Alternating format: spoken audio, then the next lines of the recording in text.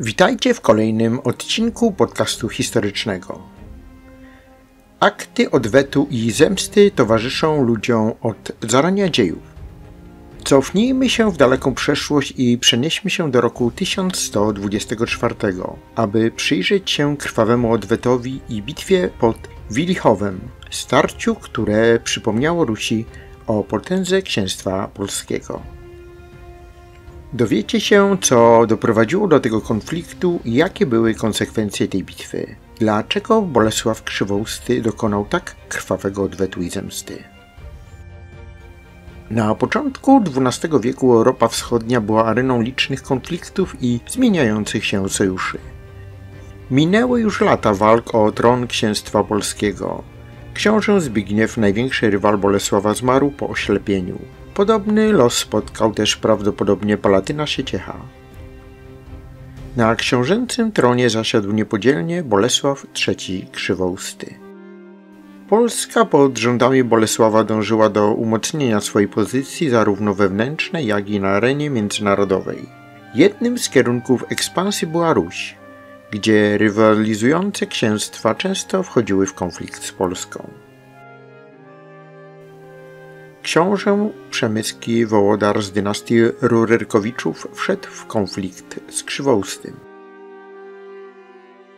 W 1121 roku doszło do jego pojmania przez Polaków, prawdopodobnie podczas jednej z wypraw lub jako element politycznych rozgrywek. Został uwięziony, być może jako zakładnik, by wymusić lojalność. Chociaż Wołodar został ostatecznie uwolniony, upokorzenie i utrata politycznego prestiżu była bolesna.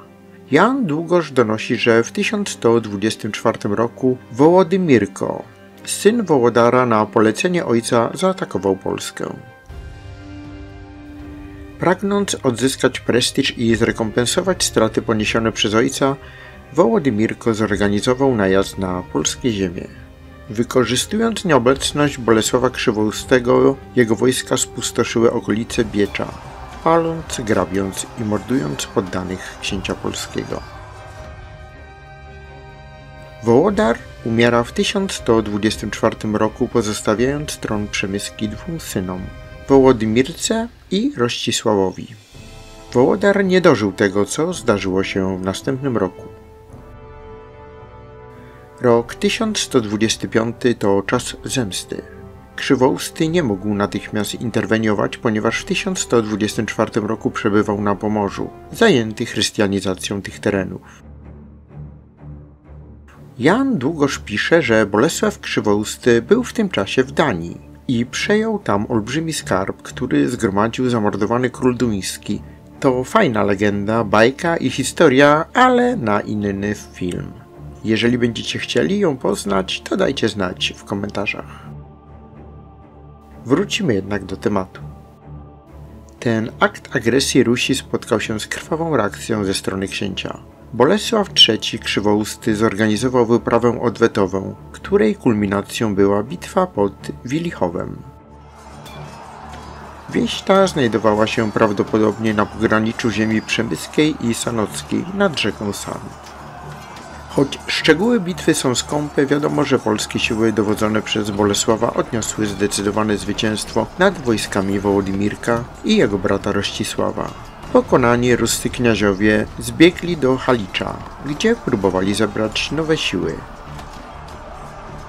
Dla polskiego księcia była jednak to kwestia honoru, musiał wyrównać rachunki. Ziemia przemyska stanęła w ogniu.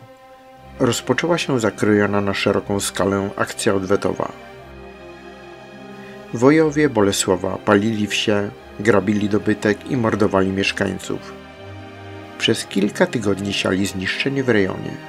Ta brutalna kampania miała jasny przekaz: pokazać Rusinom, jak potężny i niebezpieczny jest polski książę. Kilka lat później według Jana Długosza bracia zaatakowali pogranicze ponownie. Tym razem jednak nie mieli odwagi stanąć na czele własnych wojsk. Równie przerażeni byli ruscy wojowie, których wysłali na polskie ziemie. Skutki tego najazdu były niewielkie. Spalono zaledwie kilka wsi w okolicy Wiślicy. Gdy tylko rozeszła się wieść, że Bolesław zbliża się z armią, napastnicy rzucili się do panicznego odwrotu. Takie były konsekwencje wyprawy odwetowej Bolesława w 1125 roku. Zwycięstwo pod Wilichowem oraz zakrojona na szeroką skalę grabież i gwałty na ziemi przemyckiej uświadomiły ruskim książętom, że polski władca nie zamierza tolerować żadnych aktów agresji wobec swoich terytoriów. Był to jasny sygnał, że Polska potrafi stanowczo reagować na zagrożenie i skutecznie bronić swoich interesów. Dla Włodymirka i jego brata porażka była ciosem, która osłabiła ich pozycję w regionie. Choć próbowali odbudować siły, wpływy zostały znacznie ograniczone. Bitwa pod Wilchowem, choć może nie tak znana jak inne starcia z tego okresu, miała istotne znaczenie w kształtowaniu relacji polsko-ruskich. Wydarzenie to wpisuje się w szerszy kontekst walk o wpływy w Europie Wschodniej, gdzie granice i sojusze były często zmieniane, a siła militarna odgrywała kluczową rolę w utrzymaniu władzy. Dziękuję za wysłuchanie dzisiejszego odcinka. Jeśli zainteresowała Was historia bitwy pod Wilichowem, zachęcam do zapoznania się z kronikami Jana Długosza oraz innymi źródłami historycznymi, które przybliżają ten fascynujący okres w dziejach Polski. Zachęcam również do wsparcia mojej pracy nad rozwojem podcastów. Dzięki Wam możemy wspólnie docierać do kolejnych fascynujących epizodów naszej historii. Do usłyszenia w kolejnym odcinku.